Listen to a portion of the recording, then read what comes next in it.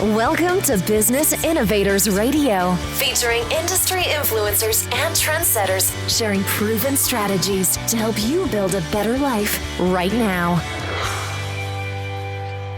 Hi, this is Tammy Patzer, and I'm excited to introduce today's guest, Werner Berger.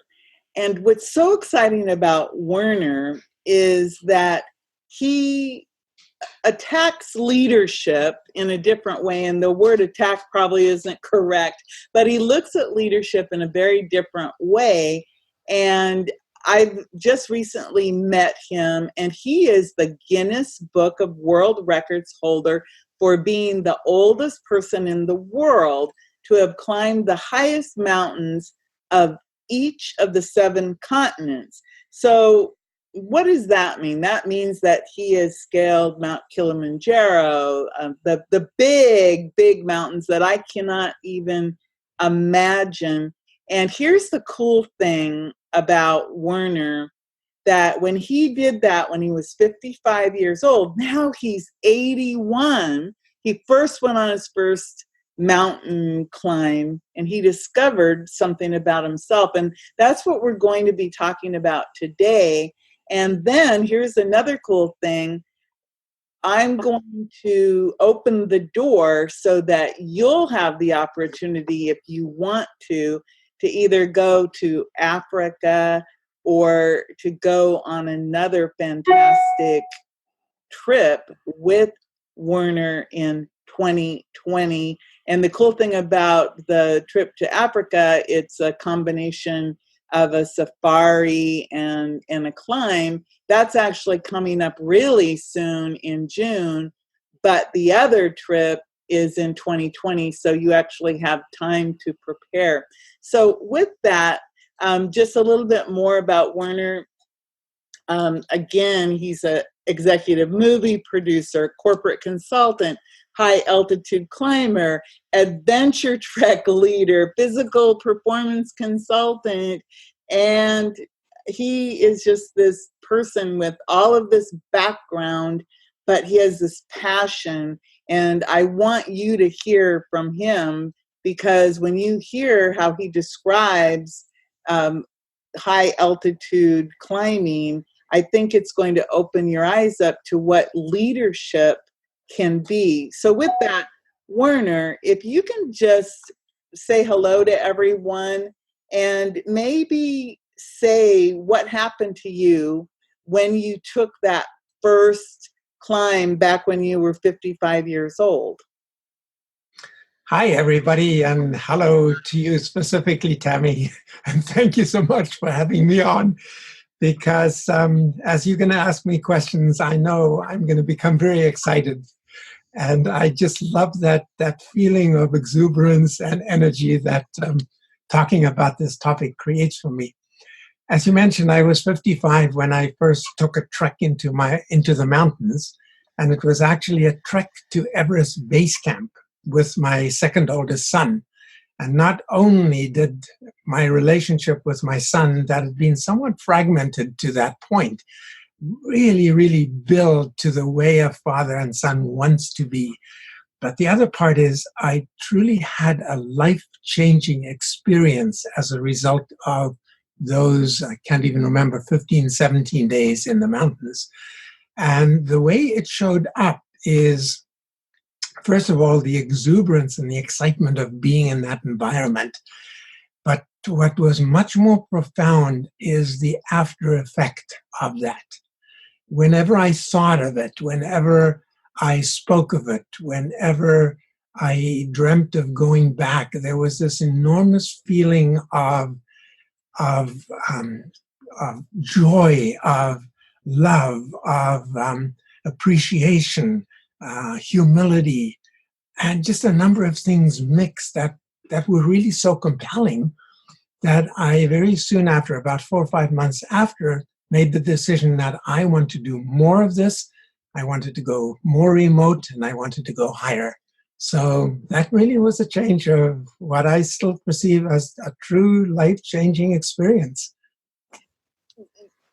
It's amazing because when you speak, I can actually feel your exuberance and your energy and your passion just comes through in the sound of your voice. So now, since that time, you actually created an entire company around these experiences. Why would somebody want to climb? What you talk about joy and exuberance, but why? Why does that happen when you are in this type of a situation? Oh, there are a whole number of things. I don't even know where to start. But first of all, there's the adventure part of playing a game that is beyond your natural comfort zone, even though you might be drawn, to go hiking or go trekking or seeing faraway places. Part of it has to do with, for me at least, being thrown back into the present, into the moment. And that doesn't happen in day one or day two, but by the time day 3, day 4 comes, there's just this sense of being part of something much, much, much larger than myself. Seeing a sunrise or a sunset or even some clouds and just being blown away by how phenomenally beautiful all of this is and how phenomenally beautiful our globe and our world is.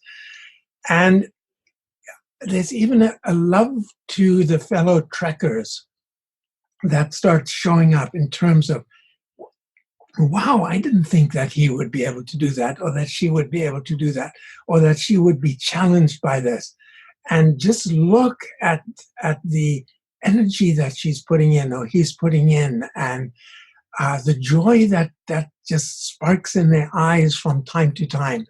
There seems to be a connection that I miss in most of my life, except when I'm in front of a group, coaching them over a 3, 4, 5-day period.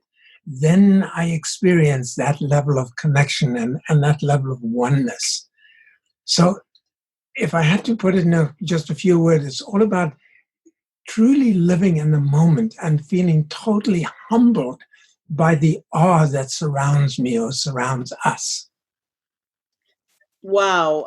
I think for most people, I mean, to tell you the truth, I don't know that I've ever thought about high altitude hiking or mountain climbing. I know I don't want to jump out of a plane. And I think I have a fear of heights. In that sense, I have been in leadership training where they have you break a board, or they have you walk on glass or walk on fire. What is your take on that? Because this sounds, obviously, it's a much more immersive experience, but do those work to help you become more connected to you or a better leader, in your opinion?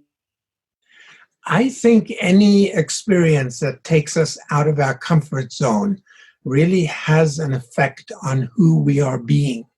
Because ultimately, I truly believe that who we are being moment by moment or in life period determines the impact that we have, not just on ourselves, but on others. So when you're afraid of breaking a board and really are very aware that you might get hurt by chopping through a board, or you might get burned by walking across coals, when you in fact ultimately do that. And yes, you might experience a little bit of burn on coals. I've walked 3 times, so I have a sense of what that's like. Or you chop through a board and your bottom of your hand, has that sensation of a little bit of pain. But number one is you didn't think you could do that without destroying yourself, not just hurting a little bit.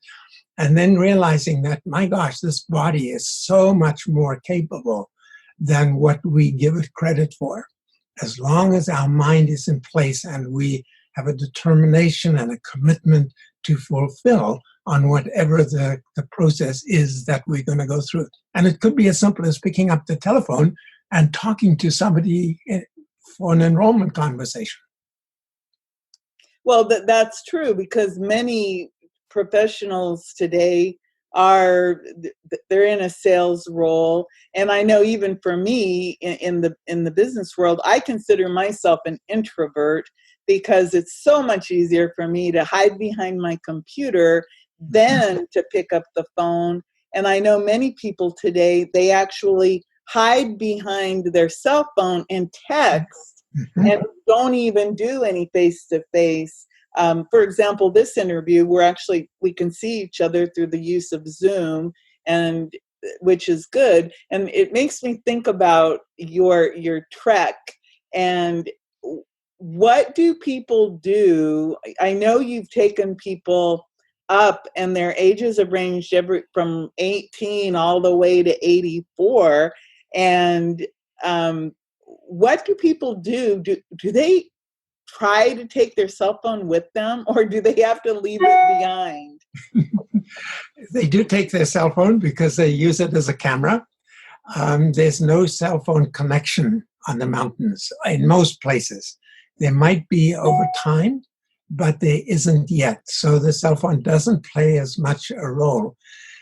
What plays a role is just realizing that the next thing I have to do is lift my foot and take a step in a safe position. And then I have to do the same thing over and over and over and over.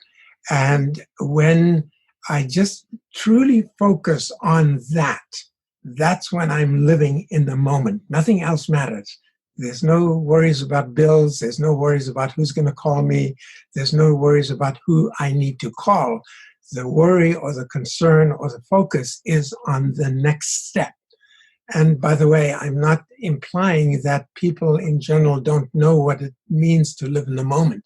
The only thing is, now normal days, we live in the moment for very brief periods of time.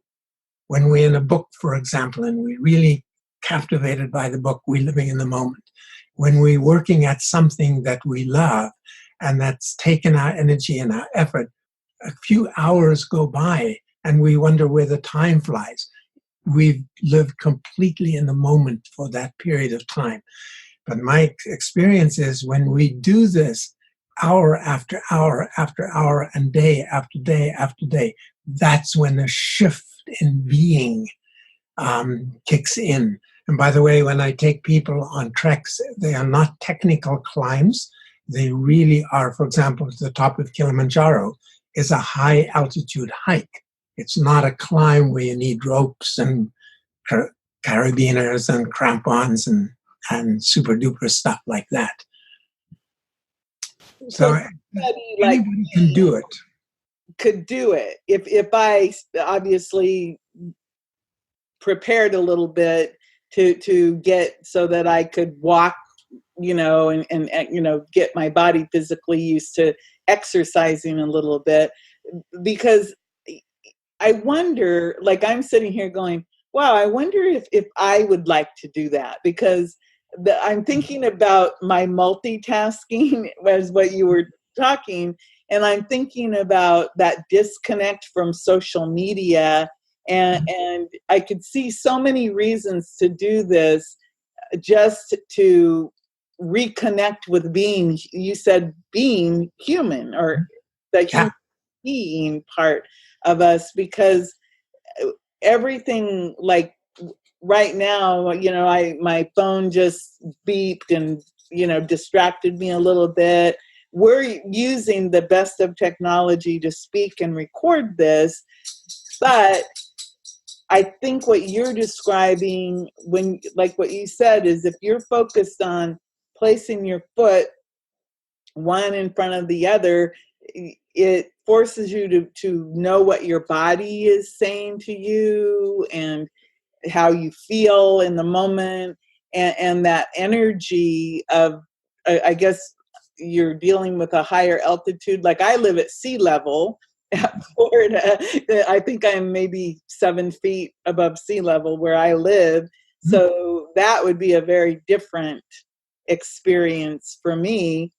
Tell me a little bit more about the trek that's coming up. You mentioned that it was coming up in June. What is involved in that? Because is the purpose of this trek, I know you focus on leadership. how does this connecting to yourself make you a better leader? From my experience, and what I totally believe, is that nobody can be a truly effective leader until they absolutely know who they are. Know, accept, understand, love, and sometimes hate who they are personally. Because only when I know who I am and I'm comfortable with who I am, can I have two things that I believe are the foundation of leadership. And I come to this from having taught leadership to companies as large as Clorox, AstraZeneca, et cetera, and often finding, actually most of the time finding, that 6 months after the course or the program, and it could be a 3-day, 4-day, 5-day program, people hardly remember the name of the program as opposed to having implemented any of the techniques or the skills.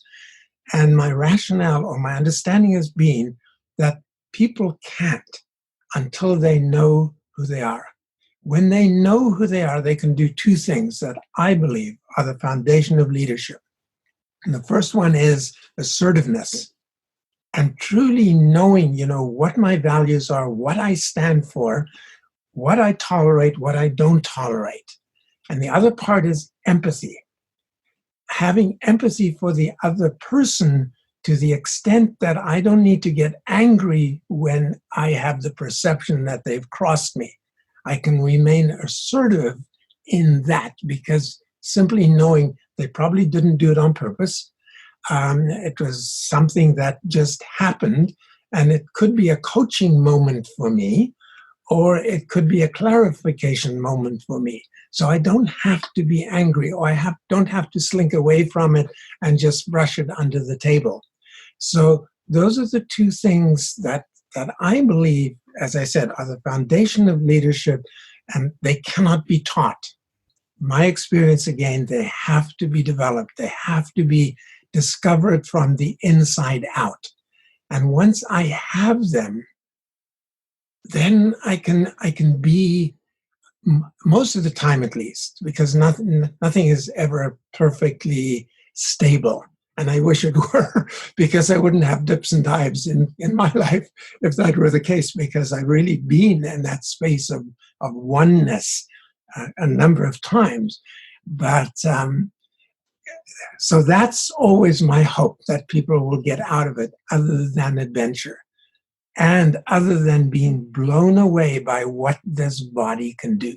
We are so amazing. Our bodies are so amazing.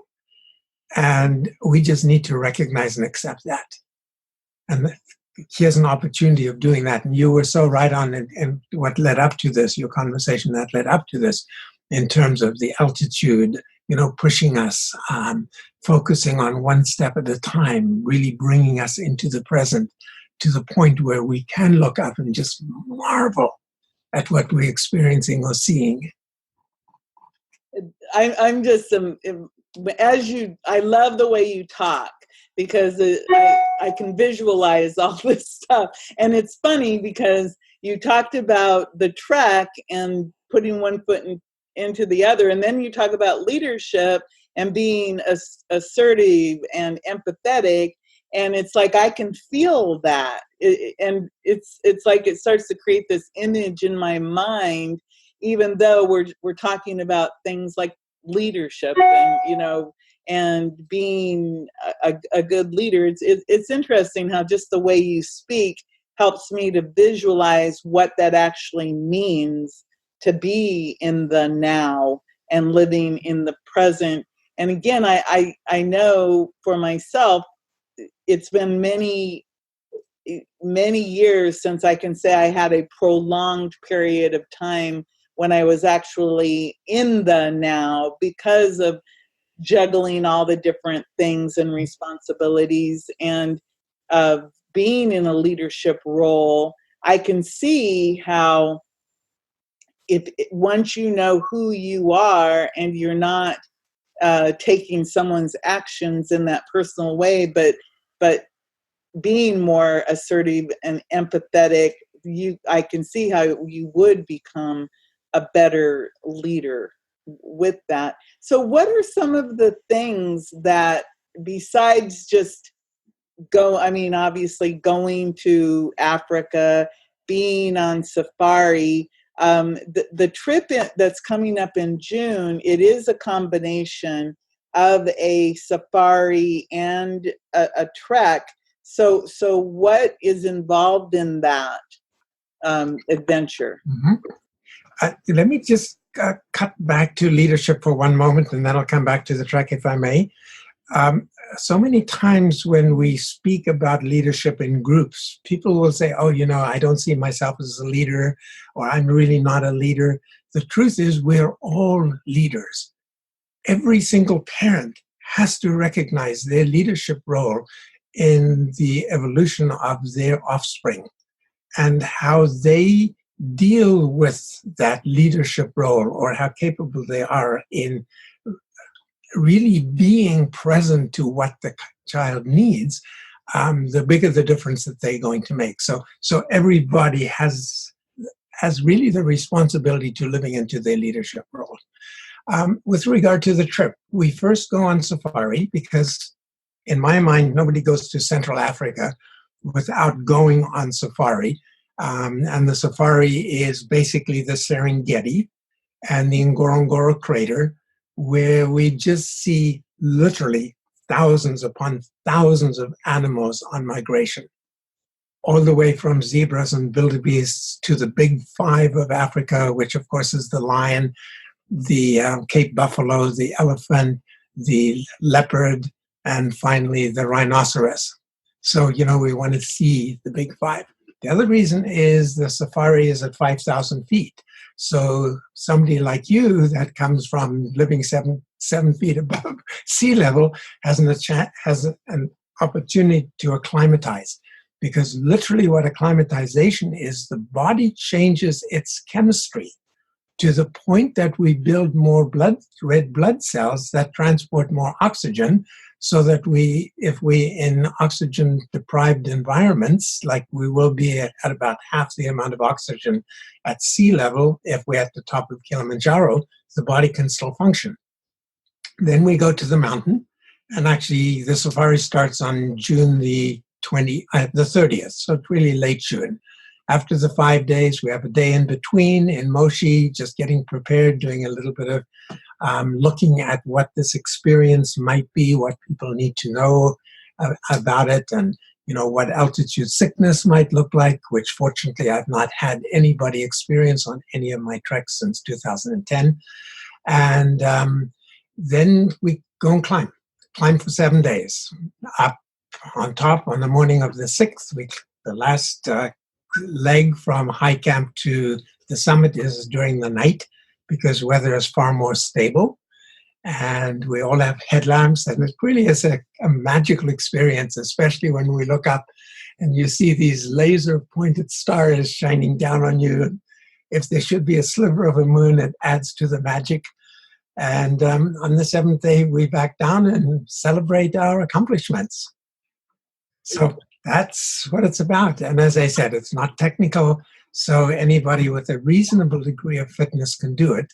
In fact, I had a 280-pound classical guitarist, all of 5'8" or 5'9" in height, with me on one of the treks.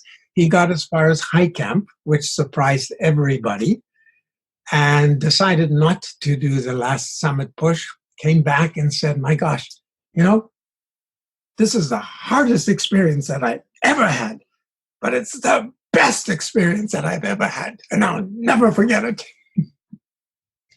So did he come back and finish, or did he quit at the certain point? He stopped at high camp at the 15,500 foot level. So he didn't do the last push to the summit. But that was perfect, because, he'd really pushed himself, struggled, worked his butt off to get to the 15.5, which nobody thought he would. In fact, I had said to him, Robbie, if you lose 100 pounds, I'll take you to the top. When I met him at the airport, because we pick people up at the airport, he had lost maybe 20 pounds. And he was afraid that I was going to say, you can't climb. And I almost said to him, you can't climb. But then I decided, no, let him go as far as he can. He's come all this way. And he was just blown away by his own accomplishments. So, yes. That really is an accomplishment because, I mean, again, I love the fact that you acknowledge that even though he didn't do the whole thing, for him, he went far beyond what he thought he could do. Yeah. And I think that's what you've said is our bodies are such miraculous things. I mean, who would ever think that your body changes its chemistry to accommodate where the height where you are? I didn't know that. I learned something just now, because I can imagine, me at my 7 feet above sea level, obviously my body's used to operating in a whole different way than someone who lives at a much higher altitude. And that's something very interesting that I don't know that people think about. But that safari, when you were talking about that, so this time of year, when you go in late June, is when the animals are migrating. So you see lots and lots of animals, which is what people, I would think, I mean, that's what I would love to see. And that's what, when you talked about the cell phone, that's what I would be taking photographs of. Oh, yeah. Can you imagine? The elephants, the lions, just the wildebeest, the zebras, just most people, where do we our whole experience has either been at a zoo or at a rescue, like I live near a lion tiger rescue place, and the poor animals are in cages because they had been taken from Africa, and now they live their lives literally in these little cages, and the lions just pace back and forth. And then we have bush gardens, and they try to emulate what it would be like, but again, they're still in a fenced-in area.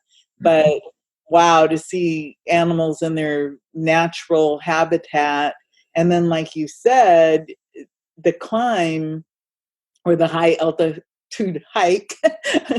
I guess a hike is less scary to me than the word climb. Because I know climb. But wow, what a phenomenal trip. So do you still have room in this upcoming trip if somebody wanted to go? Yeah, I had a couple of people drop out, unfortunately, at the last minute. So I do have a few spaces that I can actually quite discount because of prepayments that have been made, and that the organizers, of course, hold that don't get returned, but can be applied to somebody else. I also want to quickly add, you talked about if this is the time the animals are migrating, they migrate all year round. Oh. And the Serengeti is actually 400 miles in length and up to about 40 miles to 60 miles in width. And they migrate following the rains, going up one side, the west side first, get to the top, and then migrate down the east side to the bottom. So we can almost set our calendars by where the animals are, if in fact the weather keeps being stable and normal, which has not happened in the last couple of years because of climate change. So there's a bit of confusion with the animals at this point in time. But again, we also know where they will be in July when we're there. Wow. So let me look at the dates are June 29th is the arrival date. And then you go on the climb, and that ends the 3rd of July. On the morning of the 12th. And while we are climbing, some people actually just come on safari and stay with Heshi, because during the time we are on the mountain, she is really administering to the orphans. She always brings purity water bottles to the orphans, because few people know that 5,000 children die every single day from drinking contaminated water globally. Oh my. And her mission is to reverse that. So while we're climbing, she's with the kids, teaching them crafts, playing with them, coaching them, supporting them with Wow. either food or clothing or medicines or water bottles. Wow. So So nice. it's an opportunity not only to develop your leadership skills, but also to help with on a mission to help bring clean water to the people and children, especially of Africa, and of course to go on a safari. And then if you want to go on the climb, I mean, it's phenomenal what you do. And you mentioned Heshi, and Heshi is your wife, and we were talking about her earlier before we turned on the recorder. I will actually be doing an interview with Heshi Siegel about the water and the children in a future episode. So I'll make sure that I link all these interviews together so that people can, really enjoy the full scope of everything, because we have so much to talk about these. And I mean, leadership development in itself, and the fact that somebody could still go on this trip is phenomenal. And I'll make sure that we put a link up. And it's real easy. It's Africa with Werner, and Werner is with the WERNER.com, and we'll put the hot links into the show notes so that you can find out. But the beautiful thing about Werner's websites is that they're very simple and organized and clear, so you can look at everything and they tell you the itinerary, what to bring, because I think that's huge. And then the leadership development options. And of course, there's some beautiful testimonials. And you can also watch the interview that Werner did on the Today Show after one of his trips. And you said earlier that you're going to be climbing the summit of which mountain for the 9th time? Mount Kilimanjaro. Okay. It's the highest mountain in Africa. And that, so 9 times, the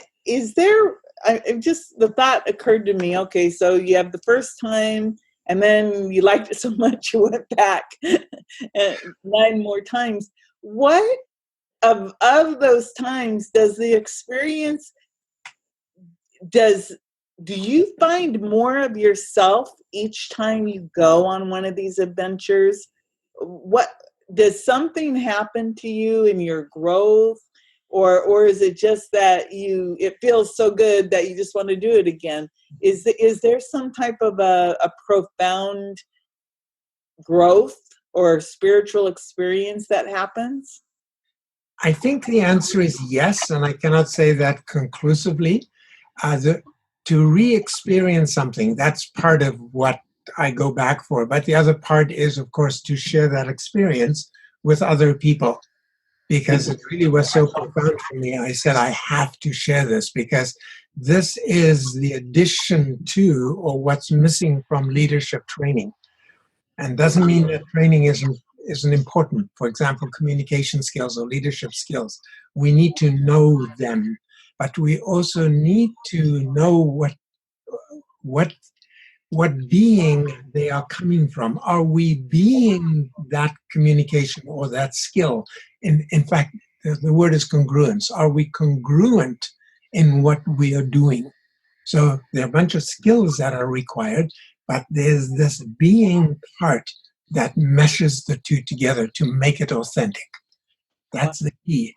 And to re-experience that, I believe, might have a deepening effect, or at least I'm hoping for myself, it has a deepening effect so that, I don't have to relearn or drop off from time to time, which I do.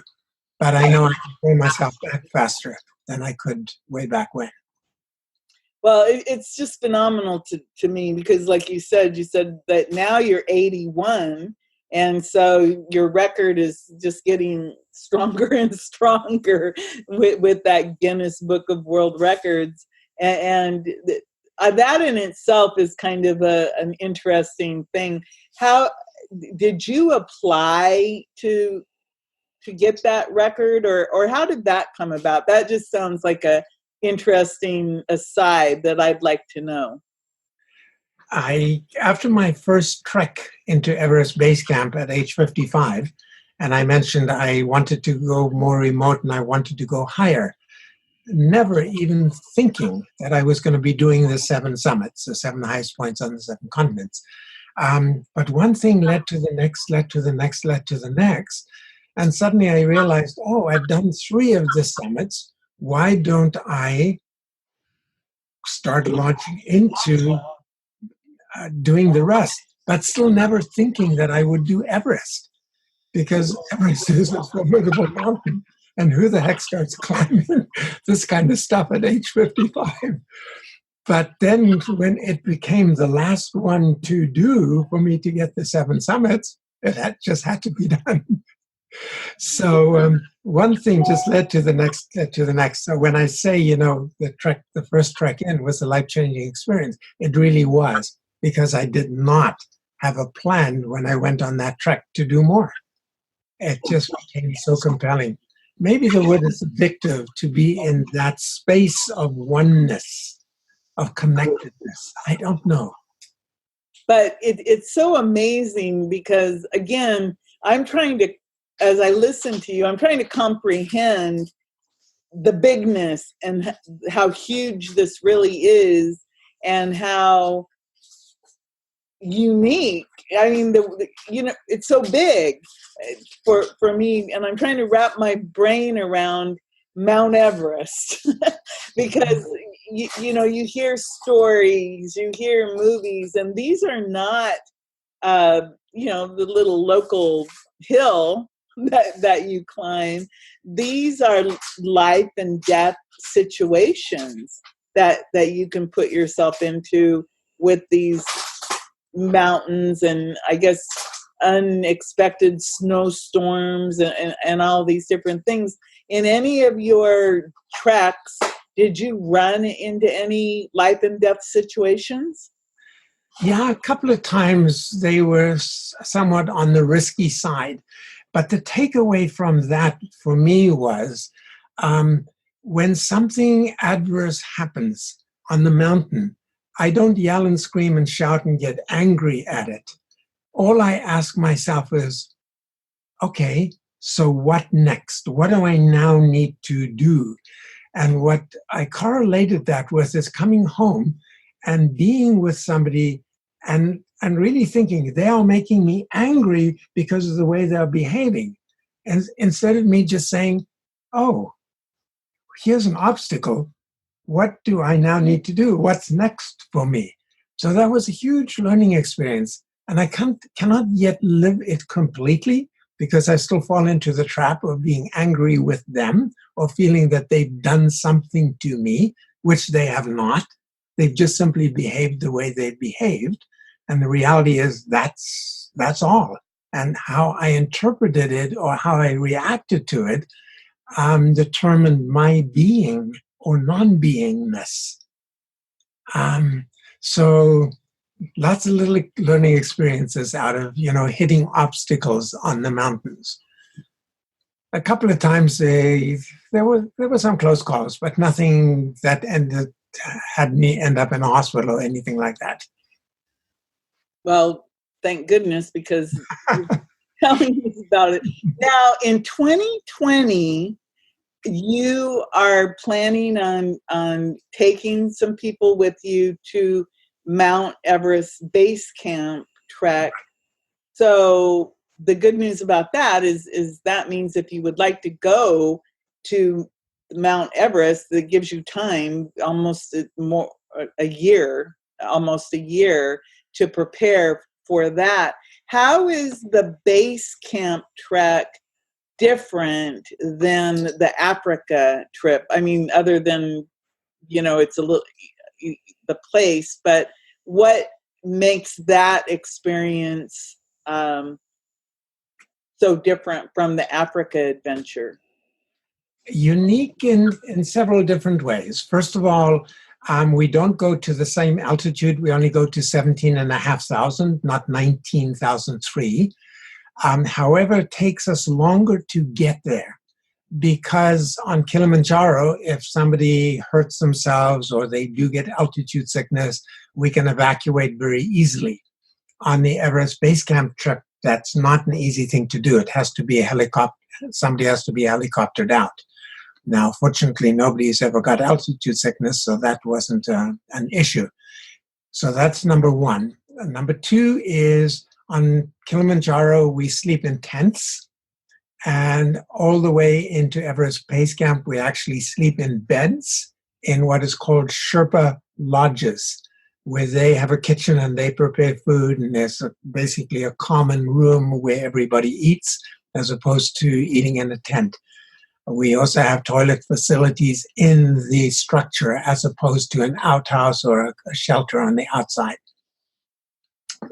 And the other one is the majesty of the Himalaya is beyond description, because you might be walking or hiking up a trail at the bottom of a valley, and there might be potatoes growing in the valley. You might be at 70, 75 degree temperatures, and you look up at either side and you see these towering mountains reaching into the sky that are snow-capped. And the further you get in, the further you get away from seeing anything that's green or brown, to the point where all you see is rocks, ice, and snow. And yet it's not freezing during the day at the time of year that we go. It gets cold at night. It gets to freezing at night, but we're in a shelter. So it's much more sheltered.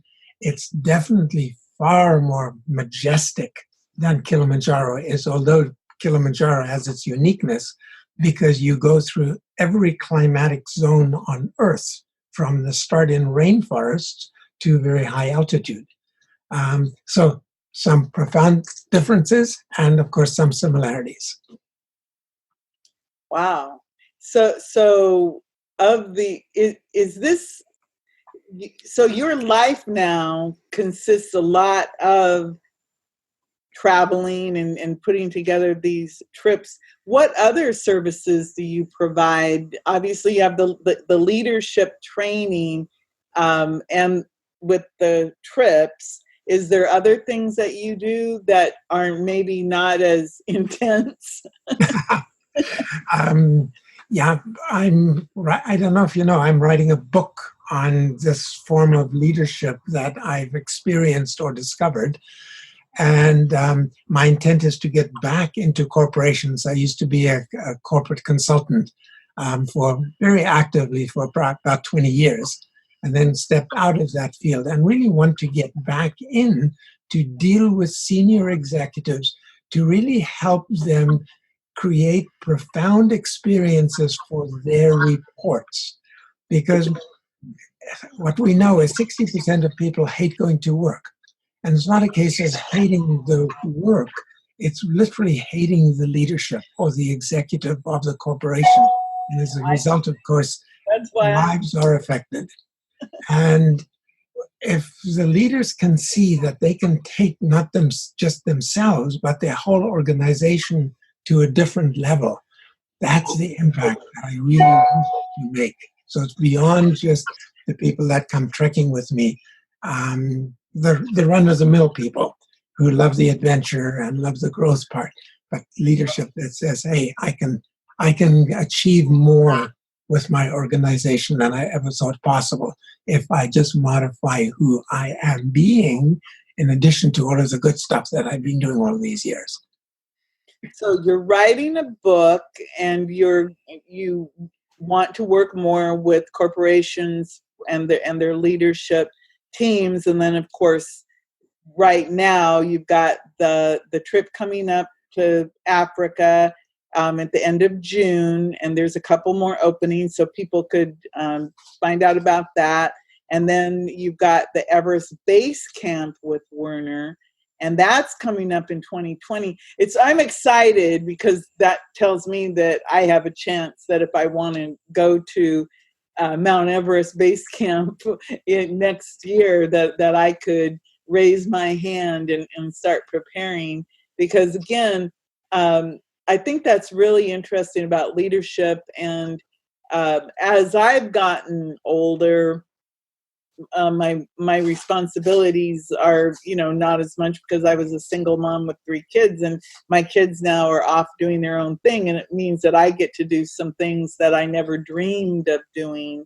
And I would say, I can't honestly say I ever said, oh yeah, someday I think I'll do Mount Everest. I never even thought about that. And I love the fact that I've met you and Heshi Siegel, because you are opening my eyes to these possibilities of not only of leadership, but of getting more in touch with myself and being in the now. And you talk about that oneness with such, it's just beautiful, and I can feel it coming through, your voice vibrations, and I'm sure our audience can feel that passion and that love that you have for what you're doing. So thank you so much, Werner. I really appreciate that. I do want to say to you, you don't have to climb Everest. If you were a single mom with 3 kids, you've climbed thousands of Everests. I just take my hat off to that. I cannot even imagine what that would be like, truthfully. Well, you want to know the funny thing? Because I think you said it. You said, we don't realize how much we can do. And the other day, somebody said something, and I remember when I was in the middle of all of, trying to, like, 2 kids in daycare at the same time, boys 17 months apart and a 12-year-old. And I remember I was working to pay for daycare. That's what it felt like. Yet somehow I kept going day after day, and the kids grew up and they're fine. And I go, well, how did I do that? And like you said, you focus on that, putting the one foot in front of the other. And I think that's really what I did. I just focused on making it through whatever was going on, and knowing that someday that it would pay off. And I did become, I think, a stronger person, and I am very empathetic with people. And I have to work on the assertive side, because sometimes it's hard to be assertive in that powerful way. And so that's really interesting, the leadership aspects of all of this. So again, what would you say is the best way for people if they want to reach out to you, either to go on the trips or to talk to you more about your leadership training with corporations? Easiest is probably the website, Africa with Werner, because it's got contact information. Okay. Or it can be through Facebook, just simply looking at Werner Berger, Werner Berger, just a lot of ERs. And seeing, somebody on a mountain and recognizing, oh, that's that old fellow. Well, I do like connecting with me. That you go to check out the website Africa with Werner, because you can take a look at that interview that was on the Today Show, and it's like an 8-minute long video. But the part about that, and I think we'll close with this. It is, and I'll bring Heshi Siegel back into this, because she was interviewed on that show with you by Matt Lauer of the Today Show, and you went on one of these adventures and you asked her to marry you. So what happened with that when you got back? Because she was a little bit concerned. Yeah, she was afraid that I wouldn't return, so there was no point in marrying me beforehand, and then ending up being a widow. Everything turned out the way it was supposed to. I should have actually added that they can also find me on Everest Base Camp with Werner, Okay. if they're interested in the 2020 trek. I'm going to put links into the show notes, so it'll be a matter of a click. Okay. It'll be very easy. But all I know is, wow, we could probably talk a lot because there's so many different aspects of this, because it goes, the mind, body, soul, the whole thing. And I'm sure we could go on a whole nother conversation track with the spiritual side of it, and then the mental side of it, and then, like you said, the way our body responds, and then you tie it all together, and you've got this human being experience that is very exciting. So, Werner, thank you so much for spending this time with me, and I'll invite you back again, and we'll talk some more, and on a couple, we can take it in all kinds of different directions. Thank you so much, Tammy. So greatly appreciated to be able to chat about this. Okay, thank you. Everyone, check out africawithwerner.com. That trip is coming up. Everest Base Camp with Werner.com. That trip is in 2020. And of course, connect with Werner on Facebook and just, find out, because he is a font of information. So thank you so much, everyone. This is Tammy Patzer. Have a beautiful day. Thanks for listening to Business Innovators Radio. To hear all episodes featuring leading industry influencers and trendsetters, visit us online at businessinnovatorsradio.com today.